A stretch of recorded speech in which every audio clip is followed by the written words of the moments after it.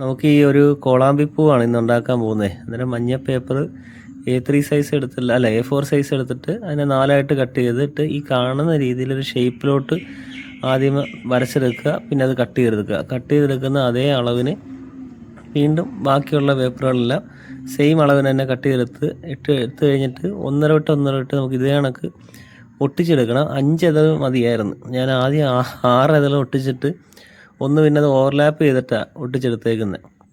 അങ്ങനെ 6 ഇതൾ ഒട്ടിക്കാനുള്ളൊരു ബുദ്ധിമുട്ട് കാരണം ഒന്നിൻ്റെ മേളിൽ ഒന്നുകൊണ്ട് ചേർത്ത് 5 ഇതളിലോട്ട് കൺവേർട്ട് ചെയ്തിട്ടുണ്ട്. അതിൻ്റെ സൈഡ് അതിൻ്റെ ഇതളിൻ്റെ പെറ്റൽസിൻ്റെ എൻഡ് പോർഷൻ നമുക്ക് പേപ്പർ വെച്ചിട്ടോ അല്ല സ്കെയിൽ വെച്ചിട്ടോ വളച്ചെടുക്കാം.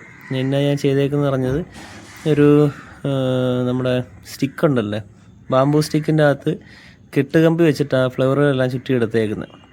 പിന്നെ ചിറ്റപ്പൻ്റെ അടുത്ത്, ചിറ്റപ്പനും ആർട്ടിസ്റ്റാണ്. അന്നേരം ബാക്കിയുള്ള കാര്യങ്ങളൊക്കെ സംസാരിച്ചുകൊണ്ടിരുന്നത്, എങ്ങനെ ഉണ്ടാക്കിയതെന്നൊക്കെ പറഞ്ഞ് സംസാരിച്ചുകൊണ്ടിരിക്കുക. എനിക്ക് 2-3 അഭിപ്രായങ്ങളും പറഞ്ഞു തന്ന്. അങ്ങനെ ആ ഒരു കേട്ട അഭിപ്രായങ്ങളും കാര്യങ്ങളൊക്കെ വെച്ചിട്ട് ഇലകൾ ഒട്ടിക്കുന്ന രീതിയിലുള്ള കാര്യങ്ങളാണ് ചെയ്യുന്നത്.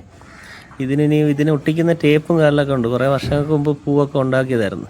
ഇത് വീണ്ടും ക്രാഫ്റ്റ് ഐറ്റംസ് പൊടി തട്ടി എടുത്തതേ ഉള്ളൂ. വിലയേറിയ അഭിപ്രായങ്ങളും നിർദ്ദേശങ്ങളും കമൻറ്റ് ബോക്സിൽ ഇടാൻ മറക്കല്ലേ.